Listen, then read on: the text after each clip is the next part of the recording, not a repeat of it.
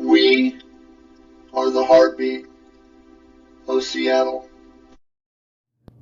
Hi, and thank you for stopping by.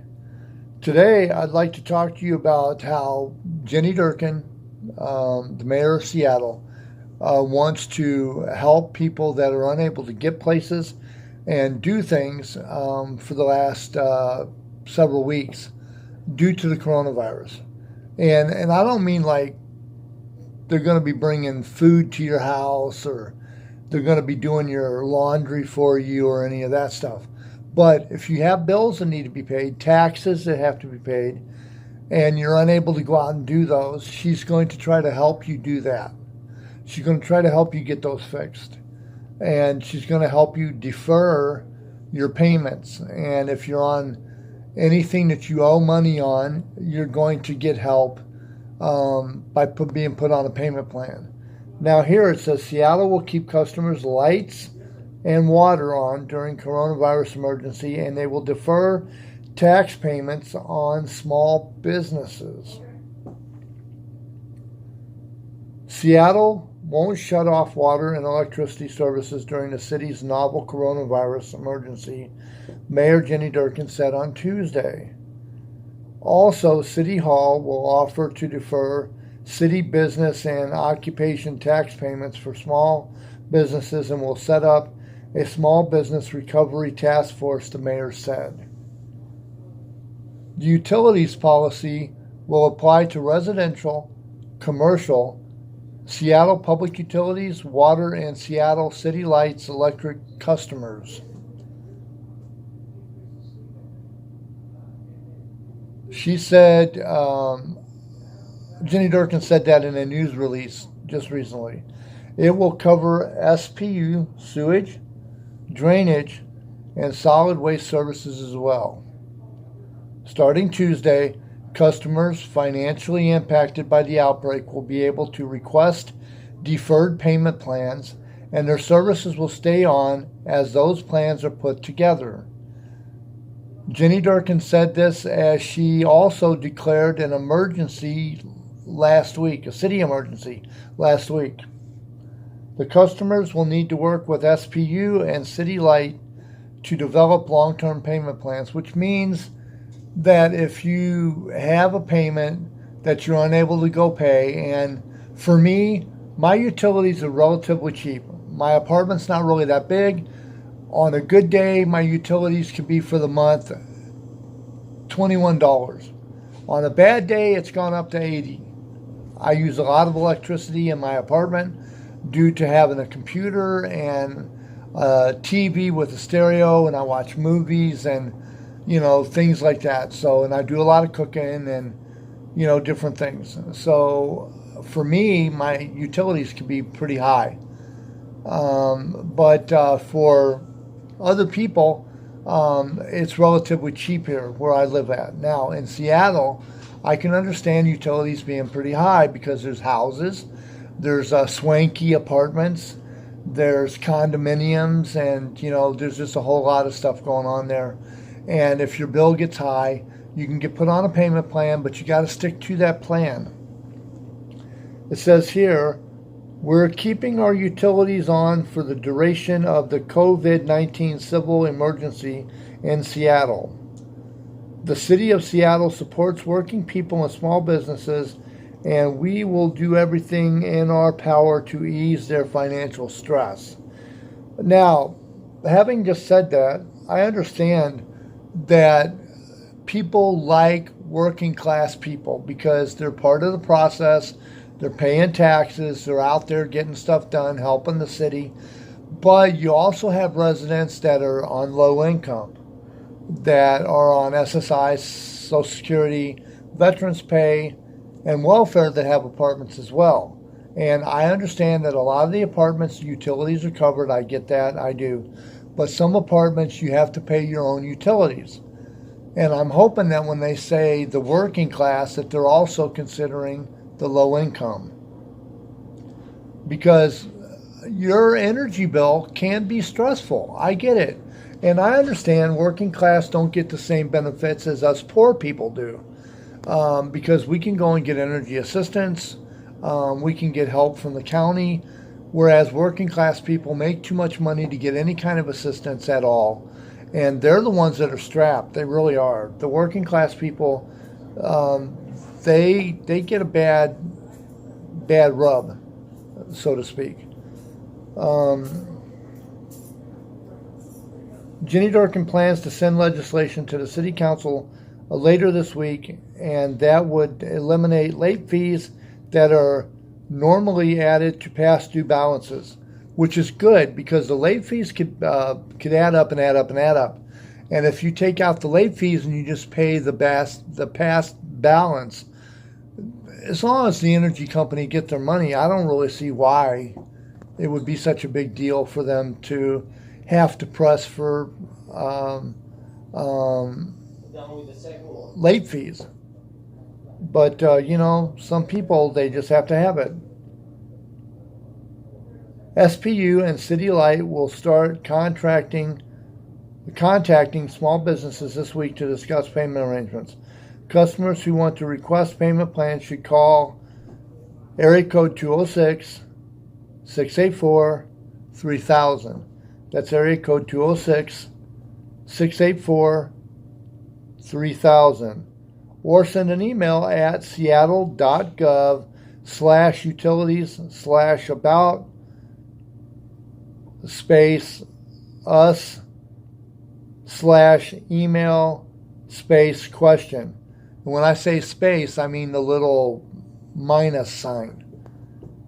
So it's seattle.gov/utilities/about -us/emails -question. Tuesday's news release said that SPU and City Lights have a discount program for income-eligible resident customers, which means that if you are eligible for the discount, which means you're low income and you pay your own utilities, they will offer you a discount, which means that, and if your bill is like, say, $50, they might offer you a discount of, say, down to $30 a month, which that's a $20 savings. And you could use that to go buy groceries at the store. You could use that to maybe do your laundry or whatever it is you need to do. SPU and City Lights don't provide natural gas. Puget Sound Energy, PSE, is a natural gas company in the city.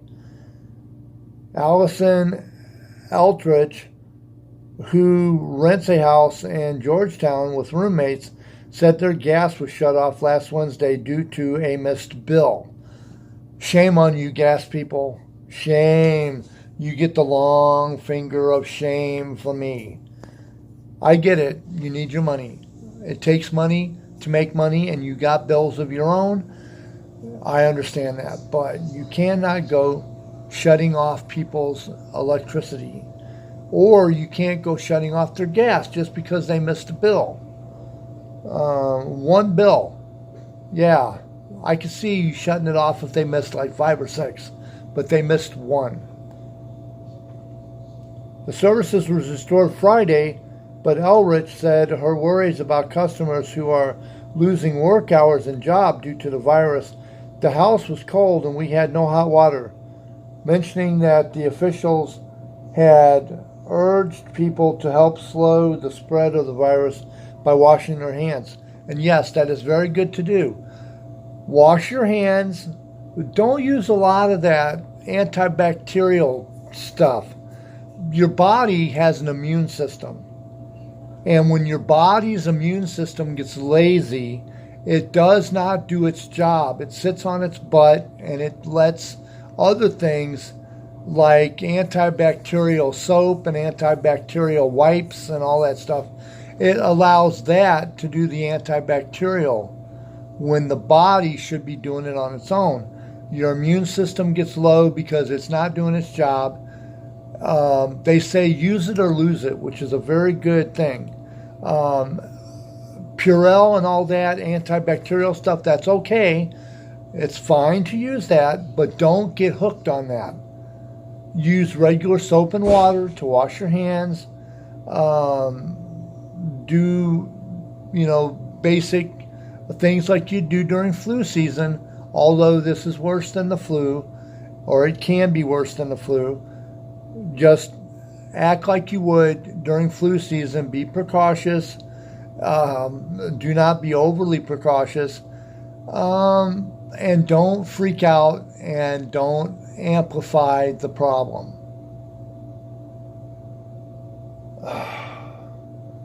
Asked about the shutoffs on Tuesday, KPS spokeswoman Janet Kim said the company will work with our customers on options such as payment plans and choosing new bill due dates to help them through this difficult times. Businesses are required to pay Seattle's B&O taxes, also known as business license tax, quarterly or annually, depending on certain criteria. Starting now, the city will offer to defer all B&O tax collections for businesses that have annual taxable incomes of $5 million or less, and that pay city taxes quarterly. Durkan said in a separate release. She said that in a separate release. Durkan said in a separate release, such businesses will have until late 2020 to pay their city B&O tax. The policy will cover about 20,000 businesses, the release said. Our small businesses are the economic workhorse of America, particularly in Seattle, where they provide nearly 200,000 jobs. And on that note, I shall let you go. Now, I am hoping, as a final note, I am hoping that small businesses do not take advantage of this. And if you can pay your taxes on time, if you are able to pay your taxes on time, please do so. If you do not need to use the deferment, please do not do that, because it could bog up the waterways, so to speak. If you can pay them, pay them. If you can't, work out a deal, get them paid as soon as you can. I do not want to see Seattle turn into another Detroit. Nothing wrong with Detroit as a city. It's got cool history, and it can be good again if it takes the time to work out its problems. But Seattle is becoming something unrecognizable, and I would love for it to be recognizable again. I'm going to let you go on that note. If you liked my video, please give it a big old thumbs up. If you want to subscribe, hit the subscribe button right down here. If you have an idea for a video that you want to put into the comments, do so down in the comments. If you have a better idea for a better video, put it in the comments below.